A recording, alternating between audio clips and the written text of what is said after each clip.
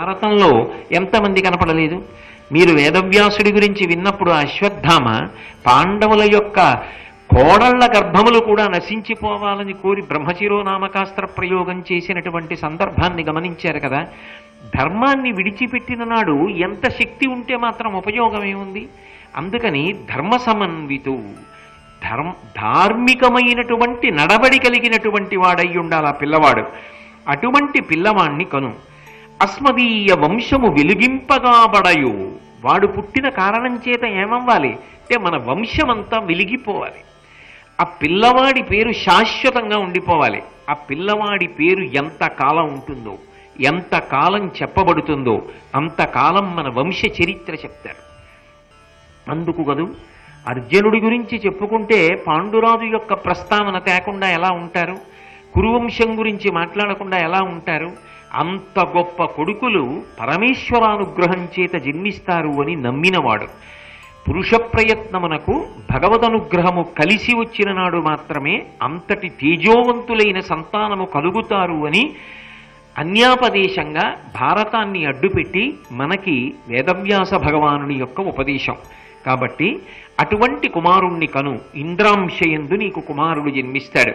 నిజంగా ఈ సృష్టినంతటినీ చతుర్ముఖ బ్రహ్మగారు ప్రారంభం చేసిన నాడు లోకములన్నీ ఎంత గొప్ప సంతోషాన్ని పొందాయో, అర్జునుడు ఆమె కడుపున పుట్టిన నాడు లోకములన్నీ కూడా అంత సంతోషించాయి.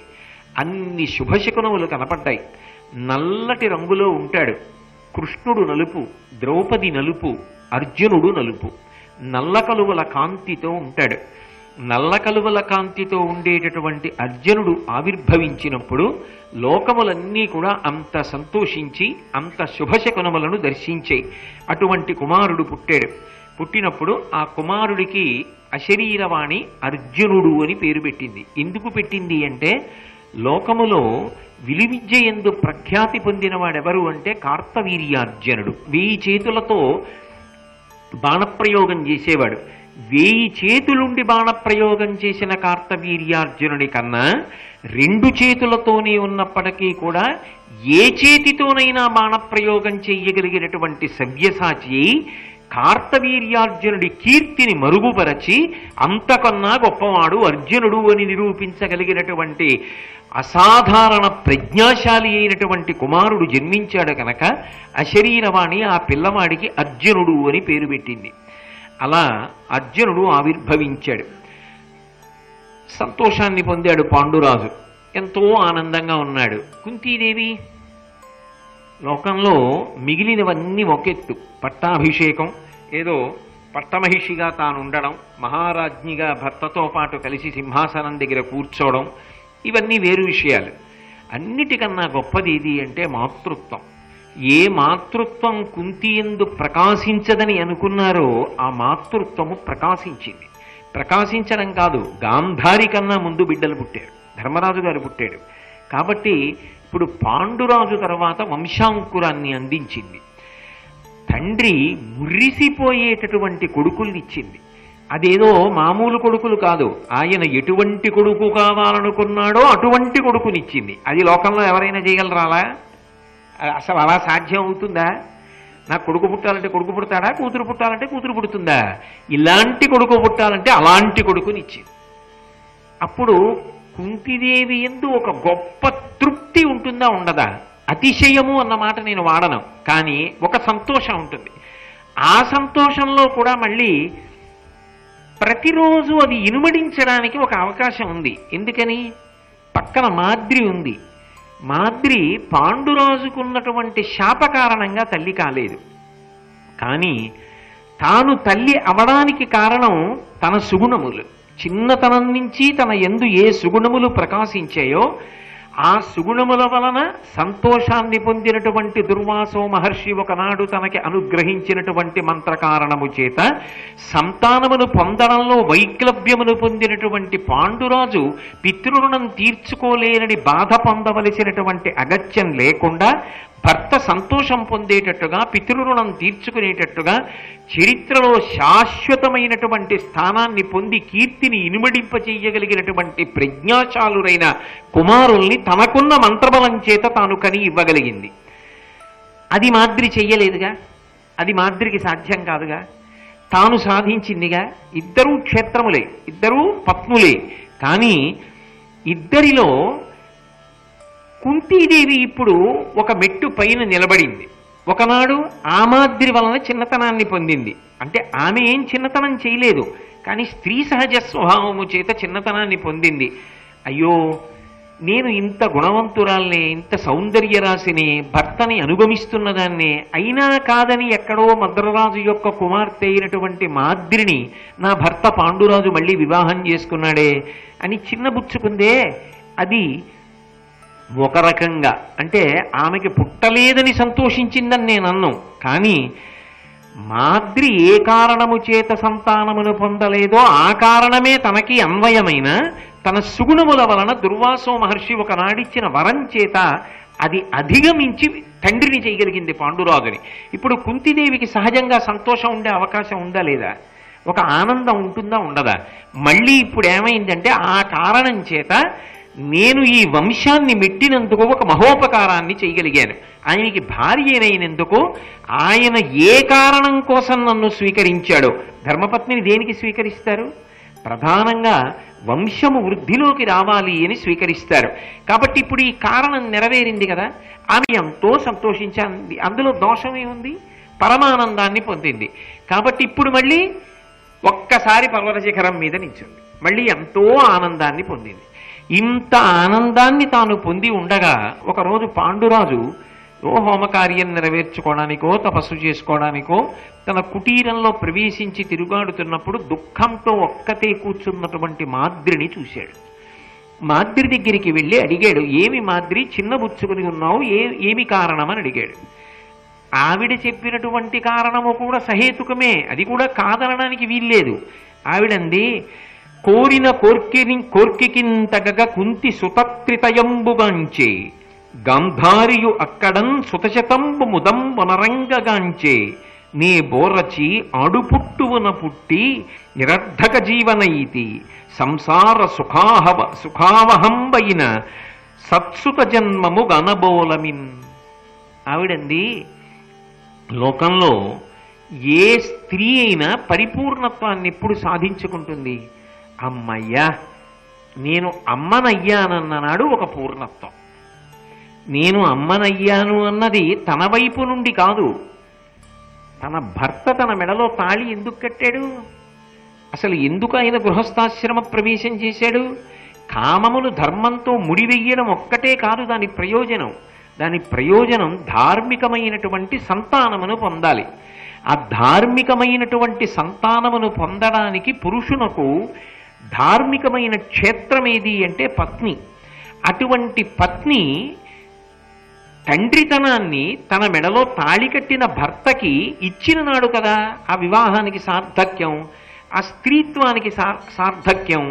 కాబట్టి కోరిన కోర్కికింతగ కుంతి సుతత్రితయంబుకాంచే, ఇలా అమ్మతనాన్ని పొందాలని లోకంలో ఏ ఆడది కోరుకోదు? నువ్వు ఇద్దరిని వివాహం చేసుకున్నావు, నన్ను చేసుకున్నావు, అక్క కుంతిని చేసుకున్నావు. అక్క ఒక్క బిడ్డని కాదు పొందింది, 3 పిల్లల్ని కంది. 3 పిల్లలకి తల్లి అయి ఎంతో సంతోషంగా ఆడుకుంటోంది. ఇంకొక అక్క అని పిలవలసి వస్తే ఎవరు? ధృతరాష్ట్రుని భార్య గాంధారి, తోడికోడలు. ఆ గాంధారి ఏం చేసింది? గాంధారియు అక్కడన్ సుతశతంబు ముదంబనరంగగాంచే 100 కొడుకుల్ని కంది, ఒక కూతుర్ని కంది, 101 సంతానాన్ని కంది. అక్కడ ఒక అక్క 101 సంతానాన్ని కంది, ఇక్కడ ఒక అక్క 3 సంతానాన్ని కంది. నేను నీ భార్యనే, ఆమె నీ భార్యయే. నీకు ఒక ప్రతిబంధకం ఉన్నా ఆమె తల్లి కాగలిగింది.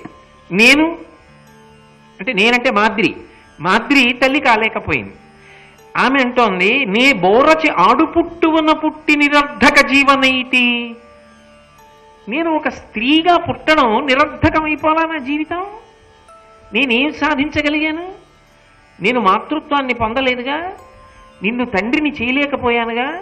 దానివల్ల నేను పూర్ణత్వాన్ని పొందాను, సంతోషంగా ఉన్నాను అనుకోవడం ఎలా సాధ్యం అవుతుంది? వాళ్ళిద్దరూ తల్లులైనప్పుడు నాకు కోరిక ఉంటుందా ఉండదా నేను తల్లినవ్వాలని? నేను అలా అవలేదు అన్న బెంగ వెలితి నా మనసులో ఉంటుందా ఉండదా? అది ఎవరికి చెప్పుకుంటాను? అది ఎవరికో చెప్పుకునే విషయం కాదుగా. భర్తవి కాబట్టి, అడిగావు కాబట్టి, నా మనసులో ఏ వెలితి ఏర్పడిందో, నా మనసులో ఏ బాధ ఉన్నదో ఆ బాధ పంచుకోవాలి కదా. అందుకని చెప్తున్నాను, నిరర్ధక జీవనైతి సంసార సుఖావహంబైన సత్సుత జన్మము గనబోలమిన్. అసలు సంసారం అనేటటువంటి దాంట్లో అపారమైనటువంటి సుఖమేది? సంతానమును కండం. అందున పుత్ర సంతానాన్ని పొందడం, వంశాభివృద్ధి కనుక మరింత సంతోషం. ఆడపిల్ల పుట్టినా తక్కువేం కాదు. ఆ తర్వాత ఆడపిల్ల కొడుకు పుడతాడు, ఆమె 2 వంశాలను ఉద్ధరిస్తుంది కూడా, ఏం దోషం కాదు. కానీ సత్సుత జన్మము కనబోలమిన్, నేను కూడా సంతానాన్ని పొందలేకపోయాననేటటువంటి బాధ ఉందే, అది నన్ను కాల్చేస్తోంది, అది నన్ను చాలా బాధ పెడుతోంది. ఇది నేను ఇతరులతో పంచుకునేది కాదు. కానీ నేను బాధపడుతున్నానన్న విషయాన్ని గమనించి మీరు వచ్చి నాతో ప్రస్తావన చేశారు కాబట్టి మీతో తప్ప ఎవరికి చెప్పుకోలేను కనుక చెప్పుకుంటున్నాను. ఇప్పుడు కుంతీదేవి ఎదురుగుండా 3 పిల్లలతో తిరుగుతుంటే ఆమె బాధపడుతోంది. ఈ బాధ తీర్చగలిగిన వాడు ఎవరు లోకంలో? పాండురాజు ఒకడే. పాండురాజుకి తీర్చగలిగినటువంటి స్థితి ఇప్పుడు లేదు. ఎందుకంటే కిందమముని యొక్క శాపం ఉంది. ఇప్పుడు తీర్చగలిగినది ఎవరు ఆయన దృష్టిలో? కుంతి తీర్చాలి. ఎలా తీర్చాలి? తాను ఉపదేశం పొందినటువంటి మంత్రాన్ని మాద్రికి ఉపదేశం చేయాలి. ఇప్పుడు మాద్రి ఏం చేస్తుంది? ఆ ఉపదేశం పొందినటువంటి మంత్రాన్ని తాను కూడా జపం చేసి దేవతల వల్ల తాను సంతానాన్ని కంటుంది. ఇప్పుడు మీరు ఒకటి ఆలోచించండి, ఇది బాహ్యంలో దోషం కాదు.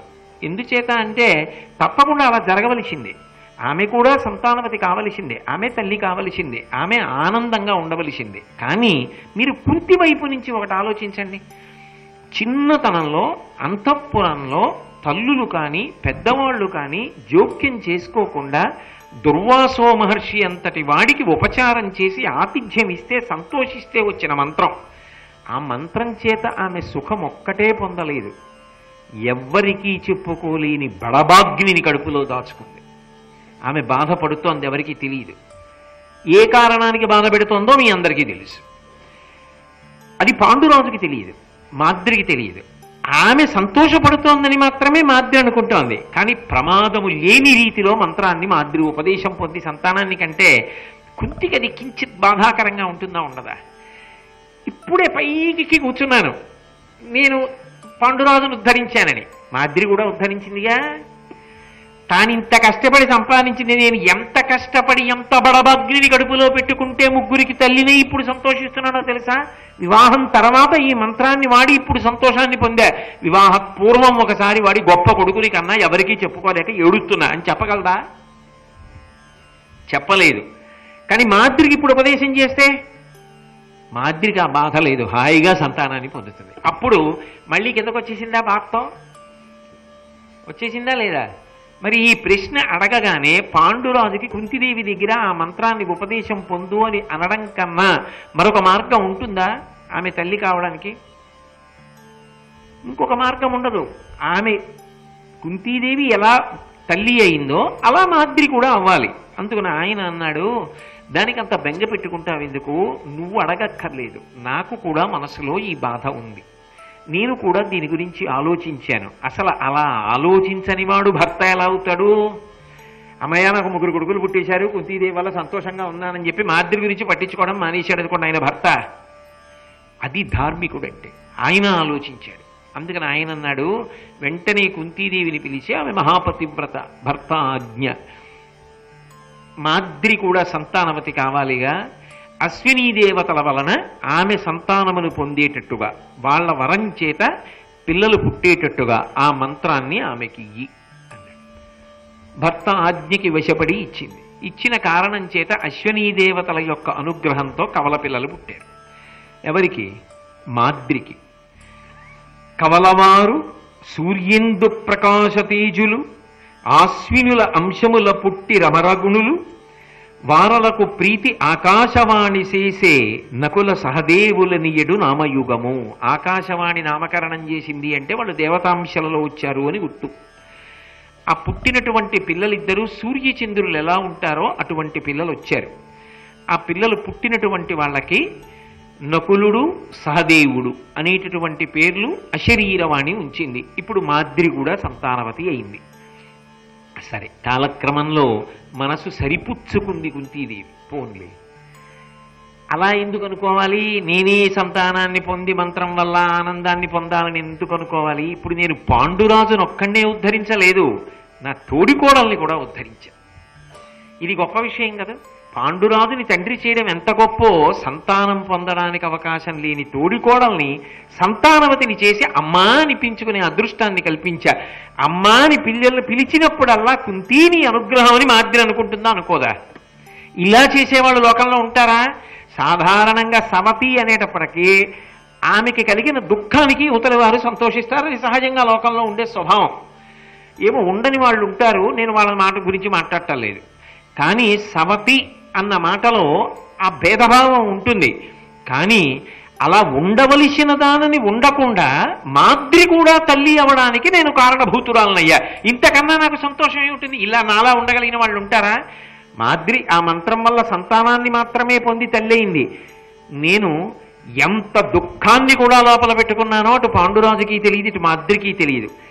ఆ రీత్యా చెప్పాలంటే త్యాగము చేత నేను పొందినటువంటి అదృష్టం వేరు. ఇంత త్యాగం చెయ్యగలిగాను కదా, పరమేశ్వరుడు నాకు అంత గొప్ప స్థితిని ఇచ్చాడు కదా, చాలనుకుంది. ఇప్పుడు మళ్ళీ పైకెక్కింది. తన మనసులో సంతోషం చేతనే. ఇందులో మీరు గమనించవలసింది ఏమిటంటే, కుంతీదేవి జీవితంలో ఉద్దాన పతనాలు అలా ఉంటాయి. అవేవో చిన్న చిన్నవి కావు. అంతలో అగాధంలో పడిపోతుంది, అంతలో మళ్ళీ పర్వత శిఖరం ఎక్కి కూర్చుంటుంది. ఇవన్నీ ఎలా అంటే లోపల తనకి తాను అన్వయం చేసుకుంటూ ఉంటుంది. అన్వయం చేసుకుని ధర్మం తప్పకుండా పరమ సుగుణంతో, ఇవేవి సామాన్యమైన సుగుణాలు కావసుమండి, అంత తేలిక విషయాలు కావు ఇవి. నేను వివరిస్తున్నప్పుడు మీరు గమనించారు, దాన్ని ఇంకా లోతుగా పరిశీలనం చేస్తే మీకు అర్థమవుతుంది అవి చిన్న విషయాలు కావని. అంత గొప్పదిగా ఆ కుంతీదేవి ఆనందపడి నిలబడింది. నిలబడింది ఆ ఆనందం నిలబడలేదు. ఒక రోజున ఆమె ఆశ్రమానికి వచ్చినటువంటి బ్రాహ్మణులందరికీ కూడా భోజనం వడ్డిస్తోంది. అలా భోజనం వడ్డిస్తుండగా లోపల మాద్రి ఉంది, పాండురాజు కూడా లోపలున్నాడు.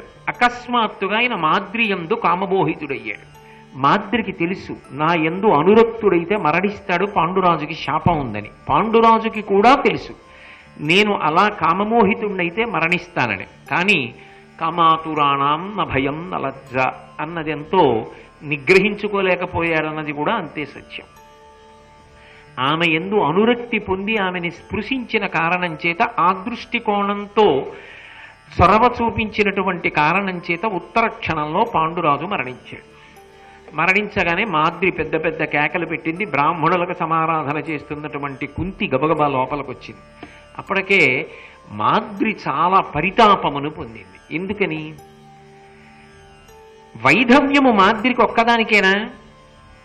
కుంతికి కూడా. కుంతి తన ఔదార్యము చేత తల్లిని చేసింది,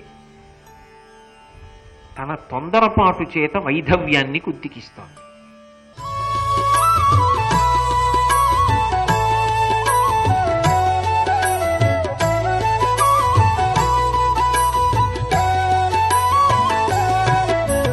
సర్వం శ్రీ ఉమామహేశ్వర పరబ్రహ్మార్పణమస్తు.